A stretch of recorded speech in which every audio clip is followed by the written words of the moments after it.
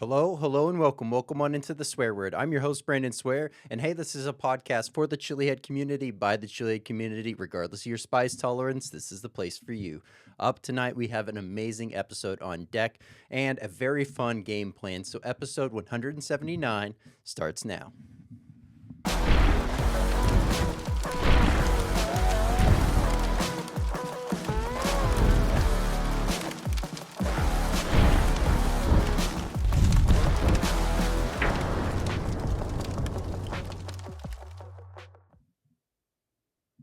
What's going on, Swear Nation? So glad to have everyone here. Whether you're tuning in on YouTube, Spotify, Rumble, and or Apple Podcasts, thank you so much for being here and continuing to make this podcast what it is.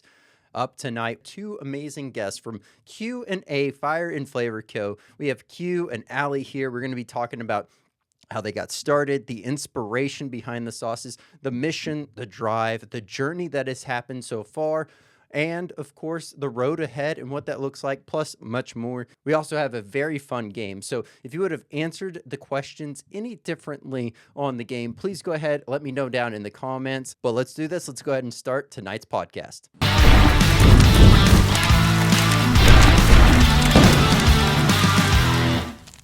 Hey Q, hey Allie, how's it going?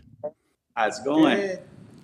Glad to have y'all here. Obviously, heard great things. Y'all been nominated by a prior guest, and so really looking to dive in, get to know who y'all are a little bit more about the inspiration behind y'all sauces, and of course that future trajectory, because it is always a big path forward, and it's just a matter of which direction you want to take from there. So, looking forward to getting to know y'all a little bit more.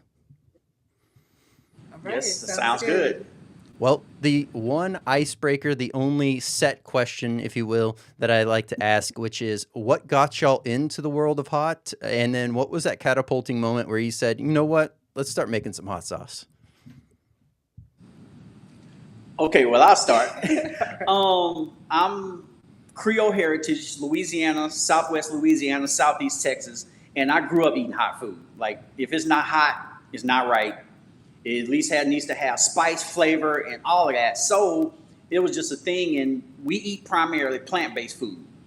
And, plant-based food, the flavors are lacking a lot of times. So Sometimes. yes, sometimes. But we figured out a way to create a sauce, and we just kind of used it for fun. And it was kind of like, wow, this tastes good. So we sprung board from there. Nice. Very nice. And then what about you, Allie? What was your jump into spice? All right, let me tell my version of the Go. story. Okay. So, after we started living together, I would cook a lot because I like to cook. Kitchen is my happy place. So I'm in there, I'm cooking, and I got my Creole chef supervisor leaning over my shoulder talking about add more of this, add more of that, add a whole lot of this, do that. And I'm just like, you know what? At the end, the meal is fabulous. And I'm like, oh gosh, this is great. I wish I had like a whole shaker of what he said in a bottle and I could just boom and done and the meal is fabulous. And then I was like, a sauce would be lovely. And if I could put, your vibe, your spice, your heritage, your everything you want on this dish in a bottle in a hot sauce, oh, that would be good. So that was my inspiration, what jumped me off into this.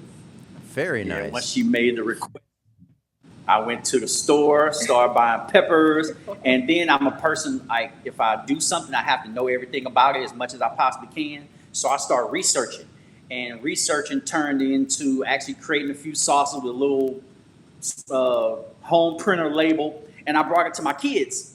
And I was like, try this. And they were like, they ate the bottle up like the same day. They were asking for more. And it just was like, I was like, wow, we actually have something. And we just kind of started really doing more research and researching peppers, different fruit, different spices and flavors. And we came up with, actually, we only advertised 7 sauces. Well, actually 6 right now, but we actually have 11.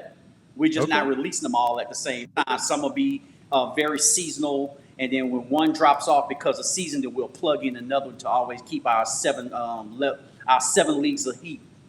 Okay, okay. I like it. I like the overall just introduction, if you will, the different stories to the spice introduction for both of y'all. And then obviously that moment of, I guess, really the foundation of the overall QA fire and flavor co really coming together at that early state in the kitchen is got to be very cool. Now with your kids, do they eat just as spicy as y'all, or who is eating the spiciest out of the household?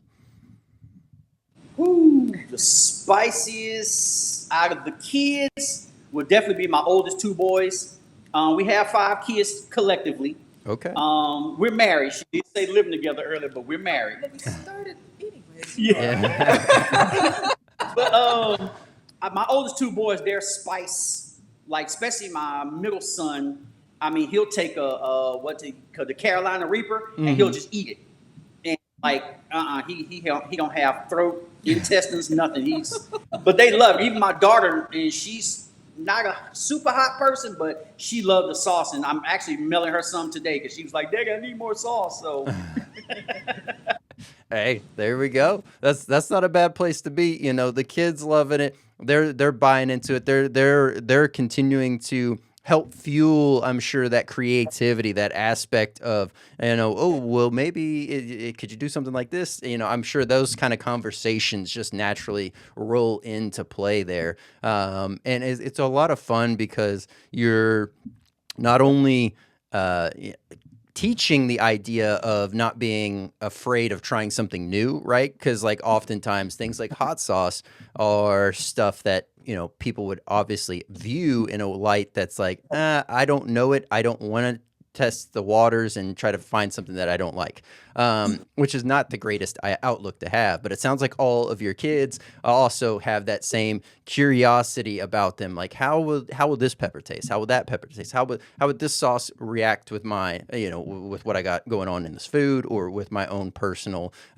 take on this? Is this going to be too hot? Is it going to be too tame? Like, how this whole thing's going to play out. So very, very cool there. And what I like having the kids involved is they're going to, just because of the comfort level they have with us, they're going to be brutally honest.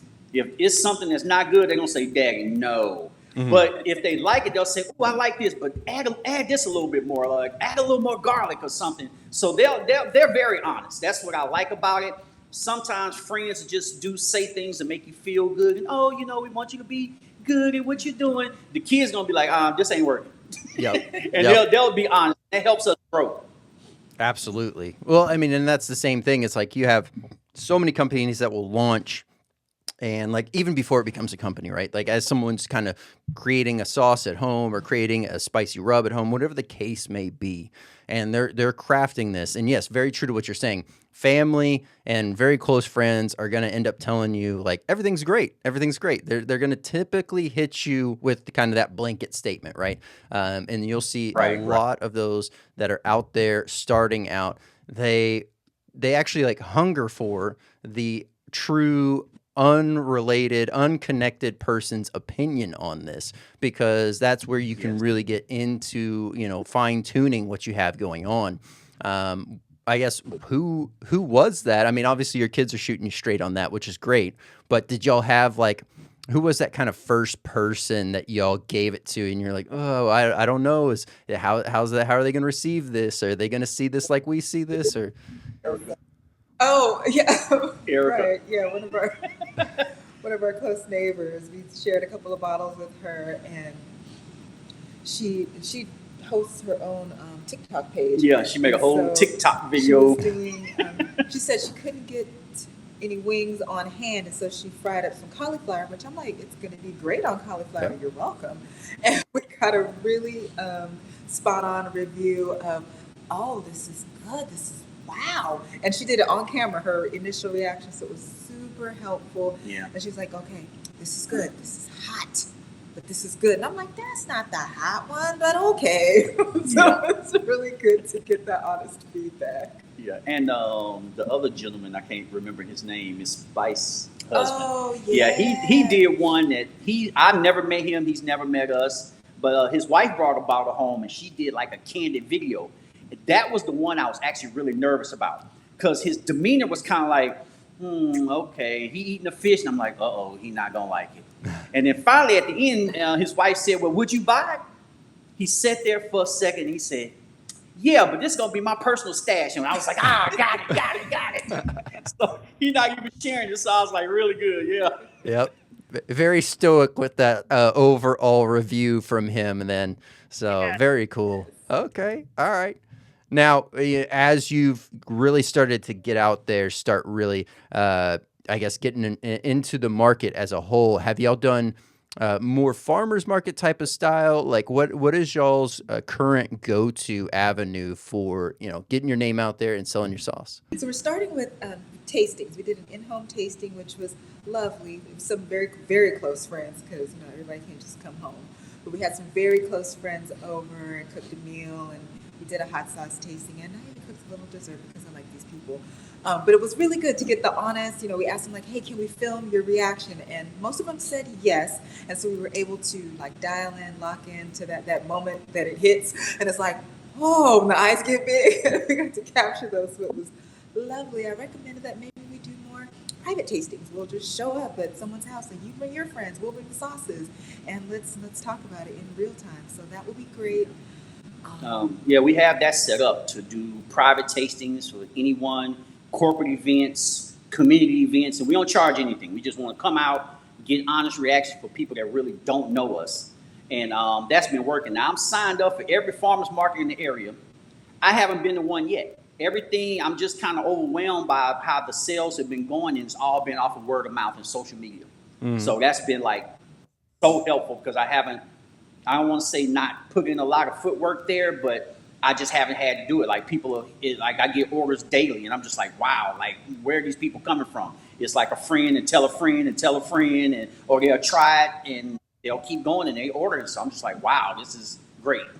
And the social media marketing is incredibly fabulous. It's really, really fabulous. It's really, really fun. All the videos, the audio, all the music, everything.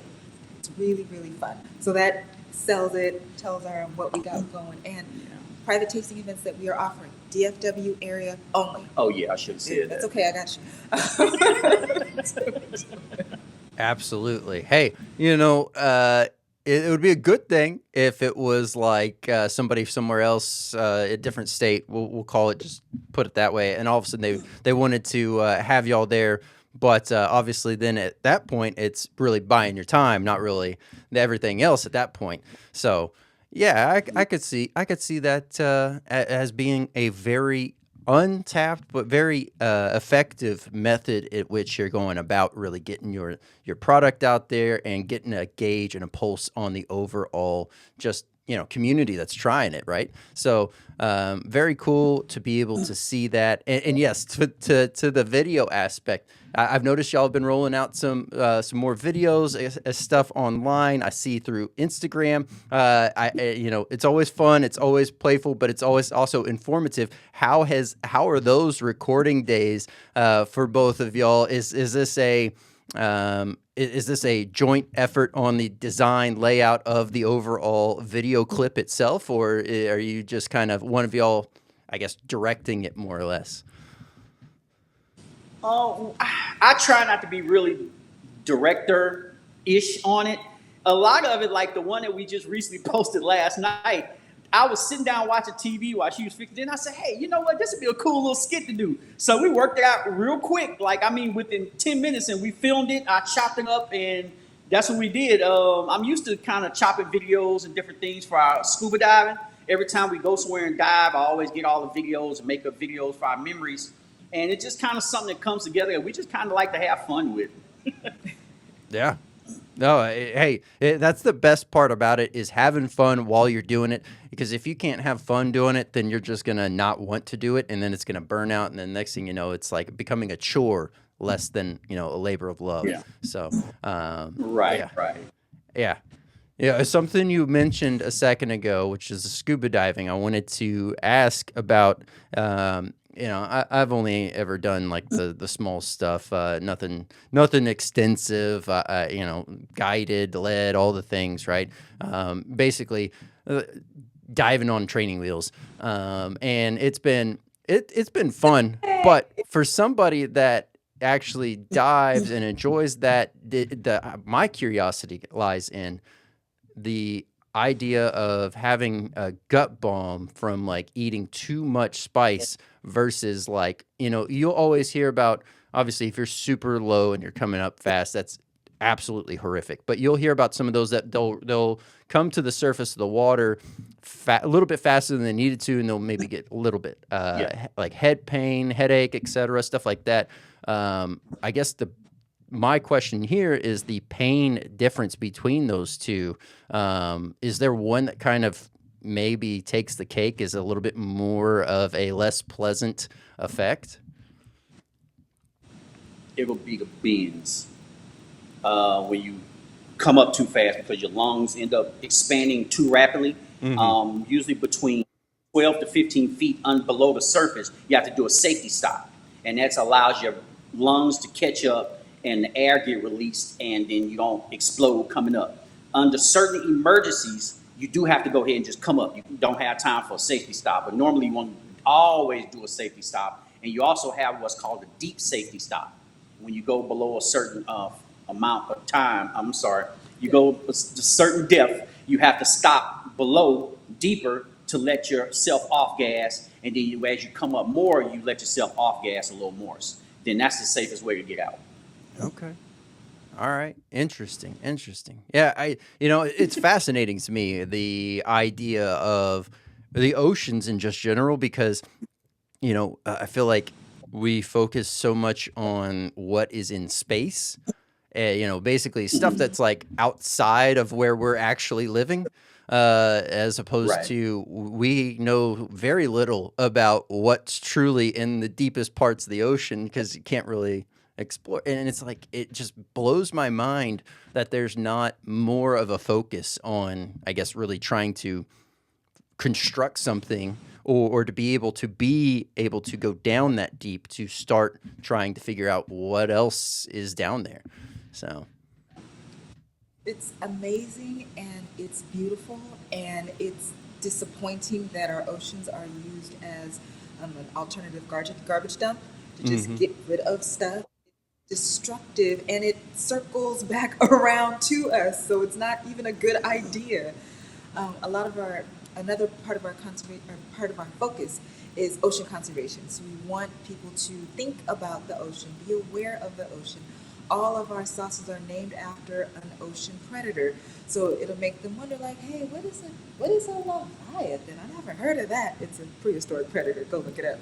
And so we want to give people some awareness of like what's there, what's down there. When you talk about the profile, like the moray guava ambush is one of our sauces, focuses on the moray eel. The moray eel, it's a peaceful, I guess, if you will, predator. It's down there in in between the rocks, minding its business, not worried about anything, chilling until some prey comes by, and then kapow, it gets you. And our sauce is like that because it starts off fun and sweet with the guava, and it's almost like, oh, this is cute. This is some hot sauce. What do you mean? And then, kapow! It gets you. It's so fun. And so we have those videos on our sites, and when people think about it, like, I don't want you to think like moray eel, oh, scary, like, oh, cool, like the sauce. And so we want to dial that into our presentation. Nice. Yeah, that is a perfect example too of like how whenever you're at the markets and somebody may come by and they're kind of wanting to try the lineup, right? You'll have certain products like that that you have kind of that time delay, that little bit of a lag, if you will, from the time that the heat catches up, and it's always fun to watch that moment happen. But have you had to, I guess, really have anyone pump the brakes or tell them like, hold on, just wait, let that one settle in before I get you in the next one? You tell the story. You tell it. No, you go ahead. Because I got one. You go ahead. Which one are you talking about? Miss Ada. Oh, okay. So one of our friends that came over to do the tasting at our place, she she started off and she was like, I don't like hot sauces, so forth. It's too much. All my friends like hot sauce, but I got to take it easy, so on and so forth. And I'm like, okay, I believe you. We'll see. And so we started off on our lower end, our really fruit forward ones. And she's like, oh, this is good. Oh, this is good. Oh, this is good. I'm like, you want to do the next level up or next level down if you're doing the descent ladder? Yeah, let's go a little bit more. Yeah, it was pure pressure. And then everyone else is like, oh, this is good. I like it. I can handle this. You'll be okay. You'll be okay. And I'm like, leave her alone. She has said that she doesn't want to, and she doesn't have to. You can stop. I won't tell anyone we're in a group of people. I won't tell anyone here. So just make it fun. We don't want her to get, uncomfortable, hurt. I want it to be a fun experience, and fun is fun. And then when it gets too much beyond what your comfort level is, then it's not fun anymore. And I don't want you to not have fun with any of our sauces. Right. Yeah. Yeah. And when it hit her, it was just like, I mean, you could see it all over her face. It was just like, whoa. She didn't even take the full amount of a little tasting spoon. She was just like, it was too much. So, yeah. And one young lady, I remember her entire face turned red. She was flushed. So, yeah, certain ones hit people very, very different. But then we had one person that took that same sauce, and it didn't hit her that hard. She was like, oh, this is good. So she was good. So it just kind of depends on the person and what level can they take. Yeah, absolutely. Makes perfect. The whole the peer pressure part. It makes sense in the sense that like that is oftentimes what will happen in offices and all these other settings of which you're like. I know whenever I was still working in corporate, it was more of bringing spicy stuff that I enjoyed there, or things that I was just tinkering with, and she's like, oh, okay, I'm gonna bring this for myself, and then I go to lunch with some folks, and now they're like, okay, well, what do you have? What are you pulling out here? And so I let them try it. I always I warn, hey, this might, how do you handle spice? Like this might be too much. But it's always fun because it's very true to what you're saying. It doesn't matter if you go in there knowing that you're going to, for lack of a better word, coach the person on not to jump into the deep end. Everyone else that's there are the instigators to this all, and they're the ones that are going to be pushing the idea of no, just jump on it, because everyone wants to see that big reaction, right? So Right. But I like the big reaction. Like I love those. But what warms my heart more is to say for someone to taste and say, "Ooh, this tastes so good." Like I like the flavor part of it. For me, that's like the end all be all. I like flavor. What was one of the comments? She said it's like. Oh, she said. Matter of fact, it was a lionfish venom. She said it tastes like Jamaica in a bottle. And that got me. I was like, yeah, I nailed it with that one. So yeah, that was nice. Good. That was a good, great comment. Yeah, definitely. Well, and I guess something that works perfectly in line with that, which is the overall inspiration behind the sauces. I know you said you have 11. Some are kind of rotating in, rotating out with the core 7. What was that first sauce that y'all ended up making, and is that still something that y'all offer today?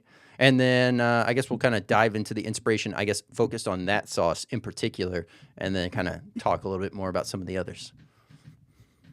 Okay, that first sauce was lionfish venom. There is no venom in the sauce. I had to correct that for a customer. I was like, no, we don't put venom in the sauce. That was the first sauce, and we actually engineered that one to really go great with seafood. And it's to help people to have that sauce and want to eat the lionfish, because the lionfish is actually an invasive species. That's part of our ocean conservation as well. They're an invasive species that should not be in the Gulf and Caribbean waters. They're ravaging the reefs, and all the little fish that we eat, like the baby grouper, baby flounder, and all the different tiny fish that will grow up to be big fish that we eat and that are sold to us as consumers. They're eating them as babies, and they don't have a turn-off switch. They're almost like sharks when they eat. They're just going to eat until they overeat. So we engineered that sauce to go along great with it. And that was our very first one that we jumped out with, and we got such great response from it.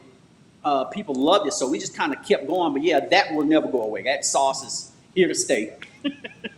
I like it. Now, the inspiration as you were going, or are you looking at more of very similar to that, like things that pair well with, other dishes or other ingredients in particular, or are you crafting stuff that's more of what you feel is missing in the market?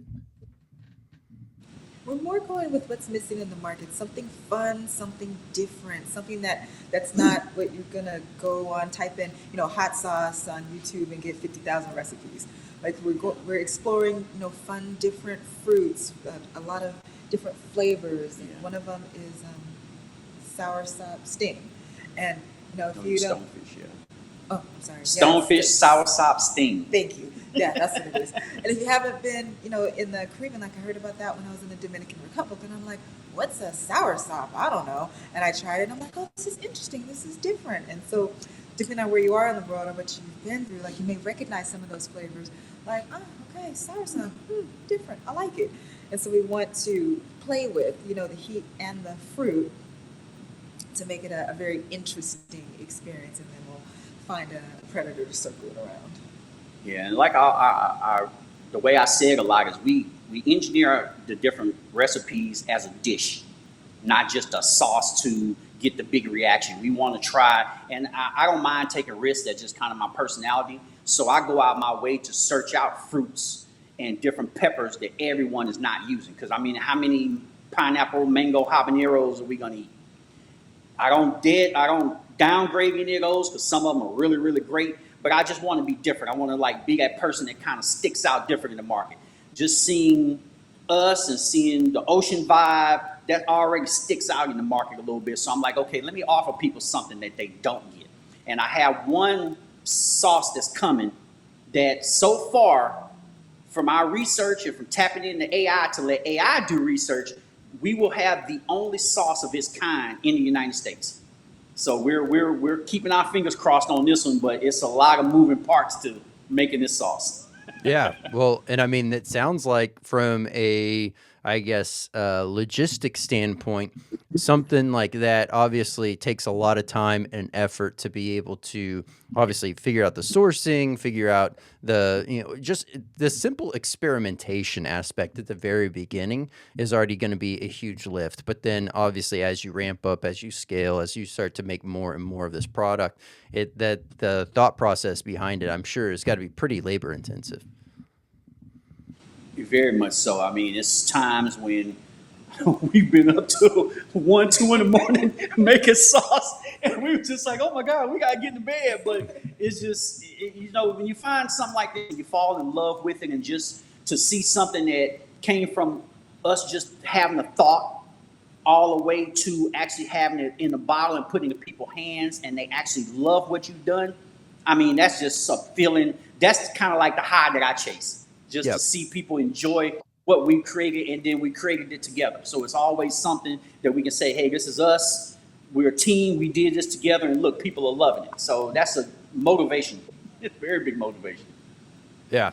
Well, and then the passion behind it all. I mean, both of y'all being passionate about this, both of y'all being committed to, having success come from this as well, it is a huge impact in the overall grand scheme of things. Because, if you have one person in the family, it doesn't matter who, creating this idea or having any kind of an idea, it doesn't matter what the business is. But if the other, partner, spouse, whatever the case may be, whether you're even in I've even heard this with people that are typically college age and maybe already living with their friends and whatnot. If the other people there are not bought into the overall path forward, it can be such turmoil, just that friction alone, trying to, as you're saying, experiment. Because now, staying up till 1 in the morning or whatever, trying to figure out and fine tune a sauce, all of a sudden, it doesn't sound crazy anymore to everyone else that's around you, right? As to where if you're the only one pushing, fighting, and trying to make something happen, you kind of get those strange looks maybe in the house, or maybe you had a long night of experimenting and trying things, and you still got some stuff laid out, and it's like, okay, well, you don't have to worry quite as much about being, I guess on top of it and having everything look completely clean, perfect, and everything ready to go. You can say, hey, it's late. Let's put up the stuff that needs to be put away. Let's go to bed. And that's got to be a lot of a nice relief for y'all in that way. Oh yeah, absolutely. And I think a lot of this through this whole process, it strengthened and make us understand a lot more about each other because we're still in the newlywed phase. So it strengthened our marriage a lot because we've learned and understood that we can work together. Mm-hmm. She has her strengths. I have my strengths. I know to get out of her way, let her do what she's best at. She gets out of my way and let me do what I'm good at. And then it comes together to make one cohesive product. I mean, it's helped us so much, like in a lot of ways. Yeah. Well, and I mean, it's pretty self-explanatory, the way that y'all came up with the name. So for anyone that's they're just audio only listening, Q Fire Flavor Co. is obviously a mash of y'all's names, if you will, for the Q and A. And so, yes. Yeah, I guess that probably had to be pretty easy to come up with, I guess, the name, the branding, and all of that at that point. We do a lot of play on Q and A as we were sending our engagement announcements and things like that. Yeah, he asked the question, I'm the answer. Those type of things. I like it. So we've been playing on Q and A for a while. Yeah, and she always have a lot of fire and spunk because she's a Cali girl, so she have a lot of fire and spunk, and I always bring some flavor because every time we go anywhere, it's kind of like, this don't have enough flavor. I don't want this. I'm harsh on restaurants. I like spicy food. Yeah. Well, hey, there's nothing wrong with bringing some product to a restaurant. I know I typically do. If I don't have my pockets lined with a bottle or some pepper powder or some tincture or something, I got peppers with me at that point. If I don't have any of those, so you always got to stay equipped. So much so that I'll have a bottle of hot sauce. It's always rotating, whatever's in the truck, but I always leave one in the center console of the truck just because it's like, hey, you never know when you might need some. That's right. We were on a road trip coming back from Fredericksburg, I think maybe last week, and I stopped at Dairy Queen to get the fish sandwich. I think just the fish and French fries, and I pulled out my Megalodon wrap, and I was putting some on there. I was like, this got to get better. Man, I did, and it was delicious. I was ready to go the rest of the trip. There we go. I like it. Okay. All right. Well, something you mentioned a second ago, and I, not to disclose, not to talk about that fruit in particular, but the overall knowing that you are experimenting, knowing that y'all are in there trying different things that haven't really been done per se. Now, have you found an ingredient that you're just like, it just doesn't seem to work out, or like maybe you haven't had it fit in what you've been trying to do, so it's kind of just sat on the back burner, but it still kind of just eats at you as like something you want to try to work in? Yeah, it's a couple that I've looked at that are fruits, and I'm just kind of like, I don't know about this because I can't think of what I would put that fruit on. Mm-hmm. So I'm kind of like especially like what was it? Not the golden kiwi. It was the black currant. And I was like, like what can I read? Because I don't want it to be too, what you would call it, the bitterness.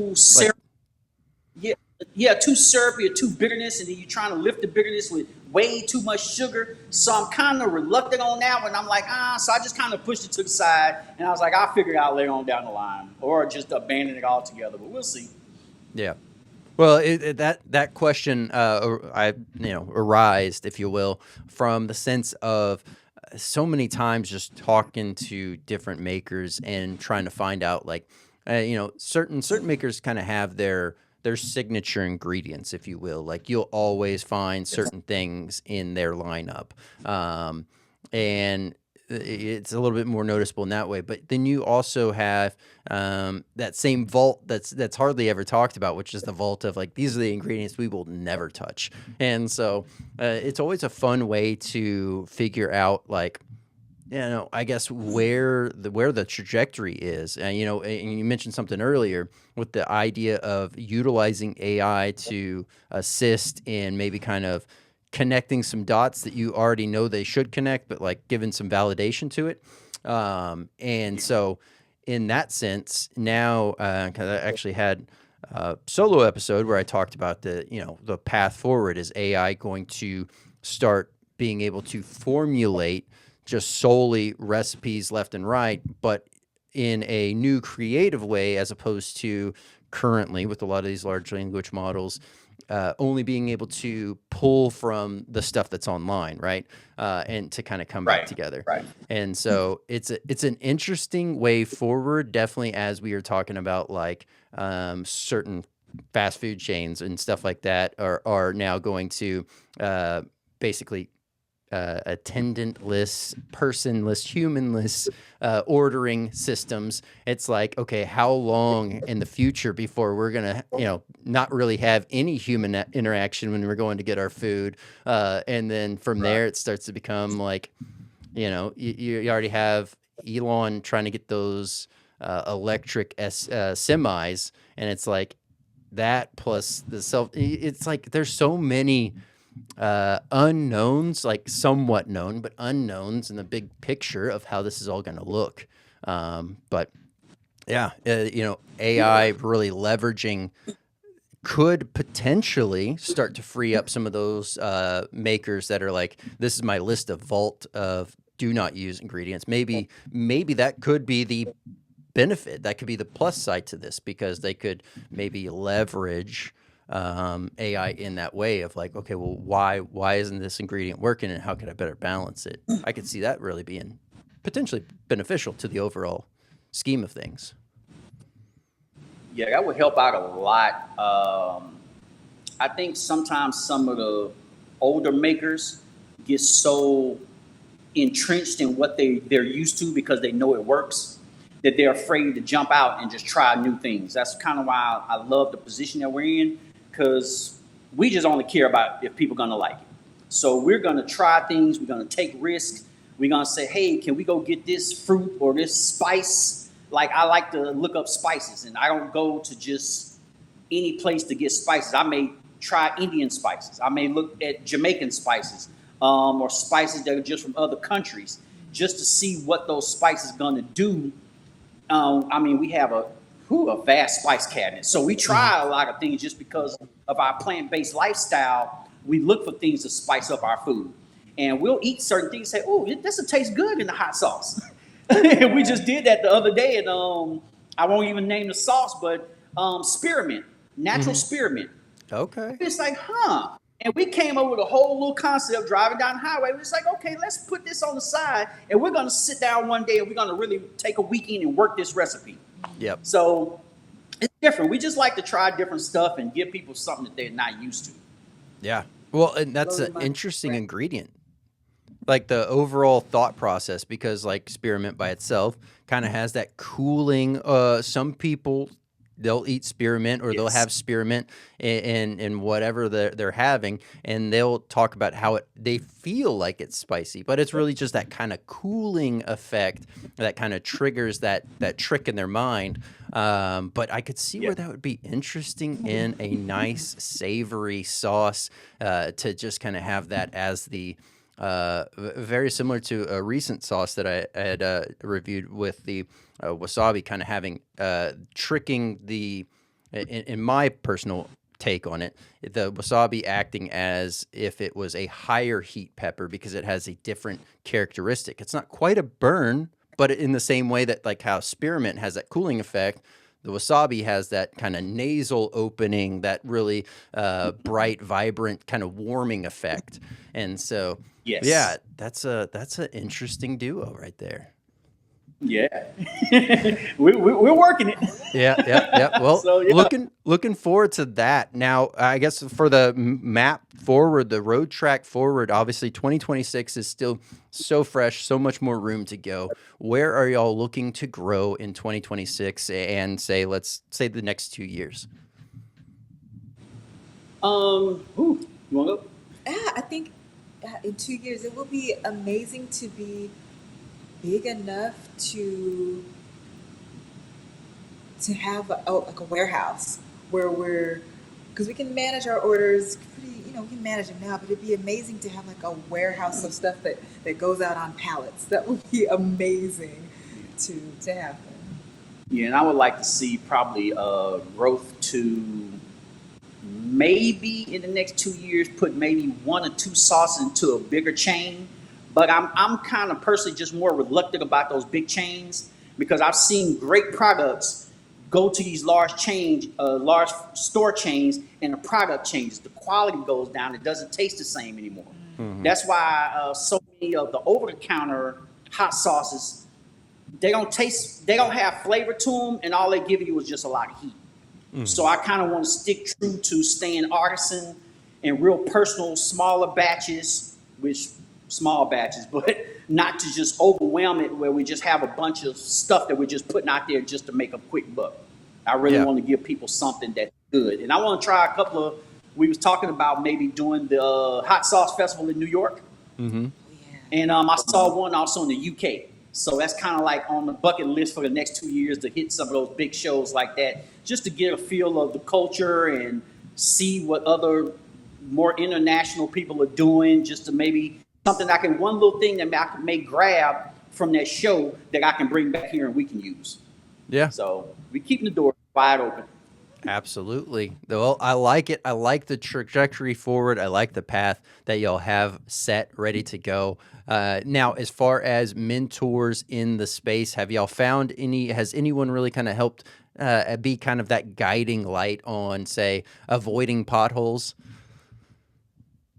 No, we have not had that. A lot of stuff that we've learned and picked up is all because of due to trial and error. I had a couple of people kind of reach out and say a little bit of something sometimes, but they'll like a bunch of posts. They may just leave a little quick comment, but no one has really jumped out and said, "Hey, I see what you guys are doing. Let me give you a little bit of advice." So I haven't had anyone do that yet. So it's okay. We're still working, stay in prayer, and we just keep going forward, doing what we got to do, and hoping for the best and making it happen. Yeah, We do a ton of research. Yeah. Ton of research, and so we're always looking into what's working, what's not working. He's following the trends, and so there's a lot of information out there that we can use. We understand business building. We understand marketing and all of that. So we're taking all of that, putting it together, and making it, figuring it out in a relatively smart way. Yeah. But if we had a mentor, that'd be great. Not to say that we know everything, but if we had someone that was drop us a phone call at hello@fireandfavorcode.com if you want to give a little mentorship. There we go. I like it. Okay. Well, there's also another great expo event as a whole that is in the DFW area, and it is showcasing all of the different Texas hot sauce companies. And it's a great event. It's always, each year, this is the second time I've gone. This was their third year running. So looking forward to the fourth year. It's going to be absolutely amazing. I can already tell. But one to get tapped in is the North Texas Hot Sauce Fest. And I know that group of guys that go out there, they all, very true to kind of what you were saying. They all really help out. It's not that they're sitting there obviously trading trade secrets back and forth, but like, hey, how do you source I need to source this many bottles, my supplier's out, who can we use? Stuff like that. And so it's a great avenue to get tapped in and really get connected with the whole state of Texas in that sense from a sauce standpoint. So definitely check that one out. This last year, it was at Martin House Brewing, so not too far from us over here. So great event. It was wild too, because that one in particular, it was raining that whole day, but it would start, stop. So the awning, they had this big awning area over at Martin House. I don't know if y'all are familiar with it, but everyone would hide under there. right? Whenever it was raining for the most part. And then the second the rain stopped, you see this flood of people just attack all the booths. They attack all the food trucks, Oh, attack all wow. the booths. And so Yeah. huge fun time. They have, hot pepper competitions, all these other things that kind of go on during those events. So great thing to get plugged in, and it is definitely more. It's beneficial for those attending as much as those vending. So I love what they have going on over there. So yeah, definitely check that out. If you need, I can get you in contact with them as well. I'll get you the contact information after this. But yeah, tons of fun. Okay. Well, speaking of fun, I have a very fun game planned, but I also wanted to quickly showcase the website. So as anyone is looking to come to your website, it is fireandflavorco.com. And yes, you have landed on the site here. So as you're scrolling down here, yes, and boom, great scuba shot right here. Absolutely loved this one. Is this from y'all's personal dive? Yeah, that's us in Tulum in Dos Ojos Cenote. That's me in the front, and that's Allie in the back. All right, I like it. It looks like a lot of fun. Maybe I need a good reason to go scuba diving. My dad, he used to be a scuba instructor and doing all that thing, like whenever he was younger. And so it would have only made sense that I would have done that too, right? But just never got into it. But yeah, okay, all right. Well, let's do this. Let's go ahead and jump it on over to our game. Okay.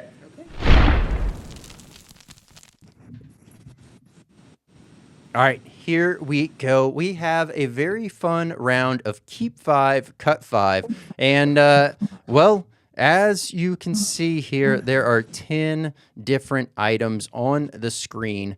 We will list these off, and so for those that are just audio only listening, they can kind of keep up with what's going on in the game.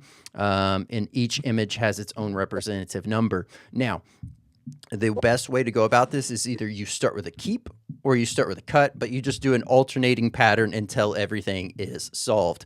There's no real rhyme or reason. You don't have to go, numerical down this list. It's just wherever you see fit. So I will read these off for those audio listeners. Number 1 is scuba diving. Got to have that one in there.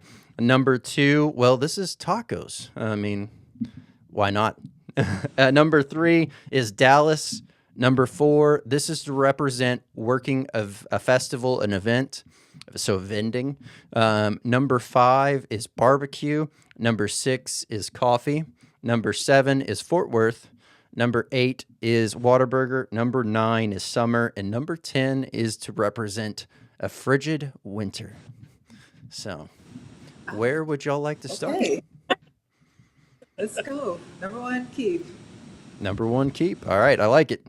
Right off the bat, scuba is being kept. I like it. And summer, number 9, keep. The beach. All right. In summer.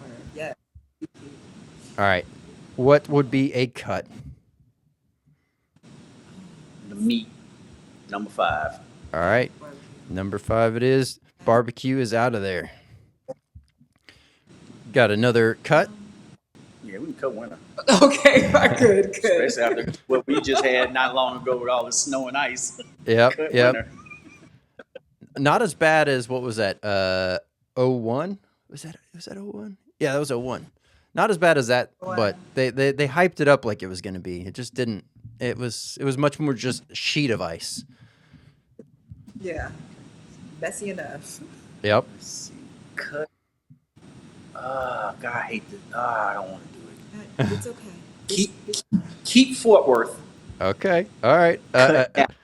That was the I'm predicament sorry. that I had to I'm force. sorry. I love the DFW. It's just so far. Yeah.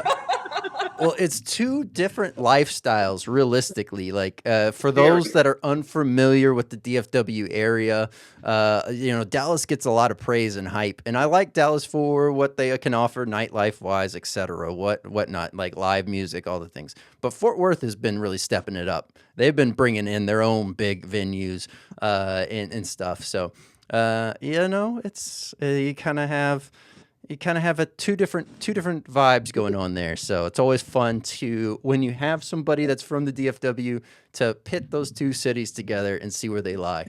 Okay, we can dunk coffee. All right. Oh, really? You like tea? I'm proud of you. All Okay. right. All right. All right. Can we? So I'm gonna call those fish tacos at number 2, and we'll keep them. Okay. Yeah, that's just to represent tacos in general, not a specific kind. Yeah. There. I guess another one I keep looking at. Oh my God. Be strong. Now I'm gonna let you do the last two because I don't think I can bring myself to say it. All right, Whataburger. Gotta go. I'm from California. We don't. I don't know anything about that. I don't understand it. The line's too long. Gotta go. Oh Lord. Hey, a hot take from a fellow Texan born, raised here in Fort Worth. I love Whataburger, but out of the two, I will go to In-N-Out 10 times out of 10 on those. Thank you. Oh, that's money right there. Hey, it also does so much better. So here's the thing. If I'm putting peppers on a burger, I'll go to Whataburger because it places better on there. If I'm pouring sauce or powder, I'm going to In-N-Out because In-N-Out is a much better vessel for that. Okay, I like that. I like that. I like that. Yeah. Thanks for cleaning it up for him. He's gonna be okay. I'm big Whataburger Nation for. Yeah.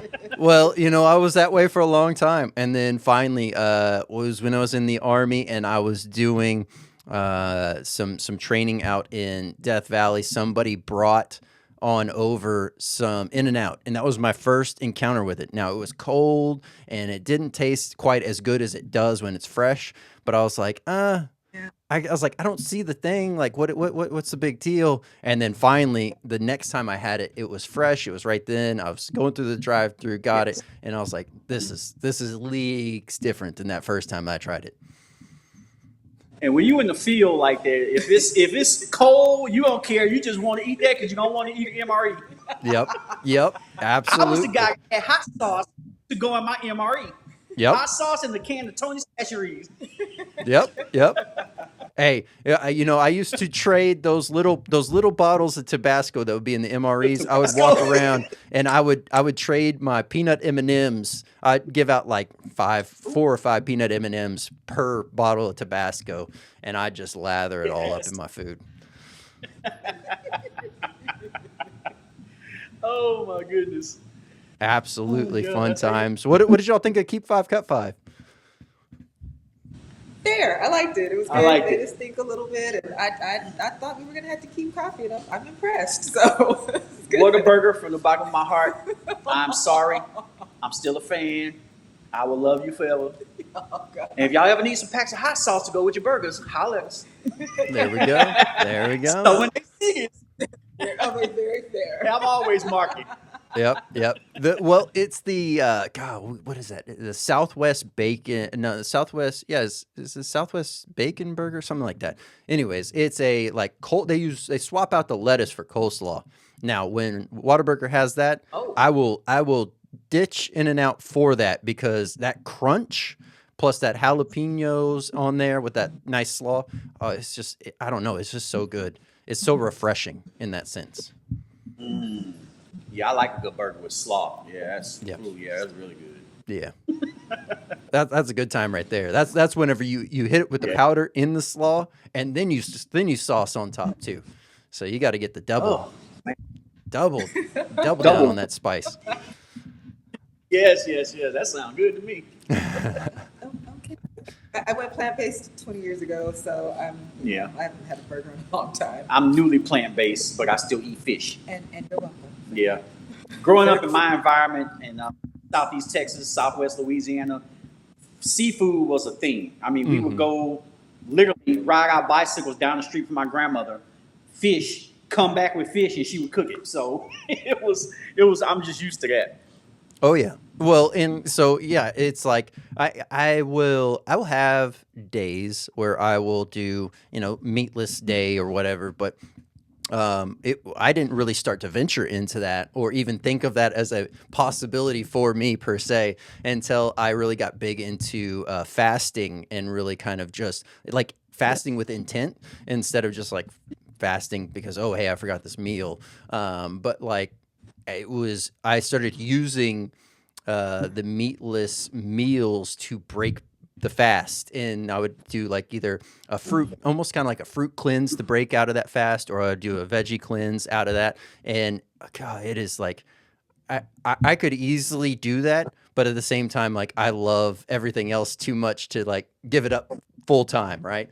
So there's seasons and days. It just kind of depends on my overall mood and expectations of what I want. But I will no longer badmouth the idea of just solely that because like I can see it. It's great. There's definitely ways you can go about that as long as you're. I guess here's the caveat: as long as you know how to cook it and you're cooking it yourself, hey, an Yeah. all vegetarian, all kind of fruit type of breakdown is all good with me in that sense because you're doing what you need to do and you're making it taste good. But some of these quick grab offerings, those are the ones that I avoid. Yeah. Yeah, yes, avoid like the plague. It's so Hmm. nasty. Like I said, my happy place is in the kitchen, and so when I went plant based, that was where I learned everything. I can do things with tofu that'll blow your Yeah. mind. Yeah, because I ain't got tofu bougie now. I go to a restaurant, I'm like, they can season this tofu because she let it marinate like overnight. And it gets the season into the middle of the tofu and then crisp the top. Oh my goodness, it's so good. Mm. But you know what? I'm glad you said that because it made me kick my memory into something. On our website, we have a little section on our blog called Allie's Table. It'll be her showing off plant-based recipes, and you can use the hot sauce in it. And usually, it's a hot sauce that's paired with it. But you don't have to use the hot sauce. But it helps people that are more plant-based vegetarian find healthy meals that they can fix and eat. Because just health-wise, that's why we ended up going to right there. That's why we ended up going to for my health reasons. We ended up going to plant-based. Well, I ended up going to plant-based. She had been doing it for a very long time already. And I like it. 90 I am 95% plant-based. I do like a little bit of fish for the protein, lionfish, of course. You catch me one and cut it and fillet it. I'll fry it up and cook it I got it. and put some sauce on it. Um, but yeah, 95% plant-based. But Yeah. absolutely. Okay. All right. I like it. It sounds great. I mean, it goes with y'all's mission. It goes with y'all's intent. Everything it sounds like is working harmonious. All these pieces are coming together to create the bigger puzzle, right? So, everyone that is from an unknowing person walking by y'all's booth is able to actually see, feel, and understand what y'all are saying because of how uniform everything kind of fits, right? So that's super cool Yeah. to hear. You'll oftentimes see, and it's typically those companies that are struggling are the ones that are trying to give off the image of one thing and they're really another thing, like on their own intent, right? And you have the conflicting views, the conflicting outlooks on things. So I like it. Sounds great. Well, that goes perfectly into where I was wanting to go with the nugget of knowledge on this one. So knowing that you have y'all's primary focus is more of the plant-based eating. A lot of folks that struggle with wrapping their brain around, how to make that tasty. And as we've kind of alluded throughout this whole episode, different ways that you can. What would be your nugget of knowledge for somebody that is wanting to make either a health conscious shift for their own physical health or for maybe something that their beliefs have kind of led them down this path? How would they best go about that while still enjoying their food? I'd say get as educated as you possibly can. Know everything about where you want to go, why you want to do it, so that when you commit to it, you can stick to it. Even when people come up and say, "Oh, I can't believe that. Oh, that's awful. Boo hoo hoo." Like, be committed in your goal. And if necessary, start small. Make small changes. Do a meatless Monday. Do a fasting Friday, do something small and ease into it. Unless you've had a major shift in your lifestyle and you need to just Go hard. If you're gonna do it, go all in. It was 20 years ago, I went vegan overnight, and it was dramatic. It was wild. It took me 10 years for fish to earn its place back into my life. But I had to, start small. And so just take your time and how to make your food taste good. Season it well. There's a ton of seasonings out there, 1,000,000,000 of them. Enjoy them, experience them. Go to different restaurants, go to Thai restaurants, go to Ethiopian restaurants, Oh, yes. go to, explore the different foods that are out there, find their seasonings, buy their seasonings, and then, of course, buy all of our sauces and put it on your food. You'll be fine. Absolutely. Great nugget of knowledge there. And thank you for that. Now, this next part here is the hot seat nomination. Very much how y'all were also nominated for the hot seat. This is where you get to select who you think would make a great guest for the show. Hot sauce or condiment, period? Yeah, realistically, anything to do with the world of hot and any kind of a facet is kind of typically where this is at. But if you have someone that you think in mind that maybe is a little bit out of that but still fits, like definitely open to that. Someone that I've actually been watching a lot that I really like, and I'm not sure if they've been on the show before, but they're called Swindle Hot Sauce. Oh yeah. I like what he's got going on. Like, I really follow him, and I look at stuff like, man, he's doing really great stuff, and he's not like commercial. He show you real videos of him, not AI kind of stuff, and it looked like they have some great sauces. So yeah, I would say Swindle. All right. All right. Great nomination there. I look forward to, diving back in, having Swindle Sauce back on here to really get a little bit more deeper into what he has going on and the future headed forward for him. So thank you for that nomination. Now, this last part here is greatly beneficial for those that are just audio only listeners. Where can they find you? How can they find you? And any kind of announcements you want to make, this is your opportunity for all of that. Okay, well, you can find us and order sauces at fireandflavorco.com. The co stands for company. We had to explain that on the news, but yeah, Fire and Flavor Company. So we just cut it short to save space. You can find us also on all social medias at QA_Fire and Flavor Co. We're pretty much on all the social media platforms, so you can check us out there. You will also be able to see us if you're in the DFW area on NBC5 on the show called Texas Today. We'll be broadcasting there in March. We filmed the episode already, so we'll be there. The episode will air in March. I'm getting tongue tied. And also, we will be at the Zest Fest that is coming May 29th through 31st in Fort Worth at the Will Rogers Center. And we will also be at the Southwest Louisiana Hot Sauce Festival that's going to be in Sulphur, Louisiana, coming in August. And anytime that we come up with some other stuff and any private tasting events that we have out there that you can swing through, we'll post them on the website and social media. So what's the favorite thing everyone say? Like, share, subscribe. so we can keep you abreast of what's going on. Anything you want to add? You got it all. I was waiting. I was like, got it. Perfect. Yes. Got them all. Oh.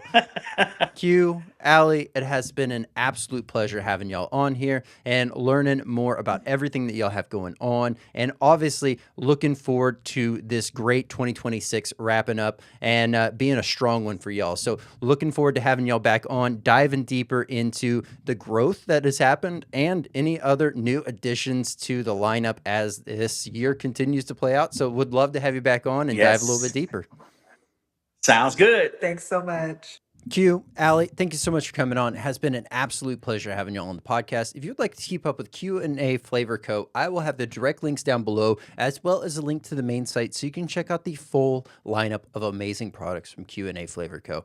Also, check out all their socials for updates as they announce where they're going to be, new product releases, and much, much more. Also, they have some pretty fun skits in there on their Instagram, so head on over there and check those on out.